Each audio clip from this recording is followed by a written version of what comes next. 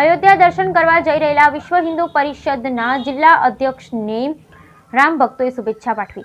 લાઠી railway station ખાતે અમરેલી જિલ્લાના વિશ્વ હિન્દુ પરિષદના અધ્યક્ષ એડવોકેટ હિતેશભાઈ મહેતા અને જિલ્લા અધ્યક્ષ ડોક્ટર ભાનુભાઈ કિકાણી, પારુલબેન મહેતા અયોધ્યા દર્શન કરવા જતા લાઠી વિશ્વ હિન્દુ પરિષદ, બજરંગ દળ તથા શહેરની વિવિધ સામાજિક, સ્વૈચ્છિક, ધાર્મિક સંસ્થાઓ દ્વારા શુભેચ્છા પાઠવવા ઉપસ્થિત રહ્યા. વિશ્વ હિન્દુ પરિષદના અધ્યક્ષ હિતેશભાઈએ જણાવ્યું કે ભગવાન શ્રી રામલલ્લાના દર્શન કરવા જવાનો અવસર એ જીવનનો ઉત્તમ લાભો છે. વર્ષના આપણા સૌની સંકલ્પના પૂરી થતી હોય. આ પ્રસંગે આપણે શબ્દ દ્વારા વર્ણવી શકાય એમ નથી. મંદિરના દર્શને મારા જીવનનું સ્વપ્ન સાકાર થયું હોય તેવો અનુભવ કરું છું. Bureau report Natwarlal Jebhat. રામલલ્લાના દર્શન ખૂબ સંતોષકારક થયા.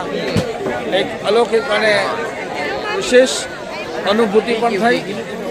ભગવાન રામલલ્લાના દર્શન અયોધ્યામાં 500 વર્ષના સંઘર્ષ પછી દિવ્ય અને ભવ્ય રામલલ્લાનું મંદિરનું નિર્માણ થયું છે. એમાં દર્શન કરવા માટે અમરેલી જિલ્લાના સૌ રામ ભક્તો આજે સ્પેશિયલ ટ્રેન દ્વારા અયોધ્યા.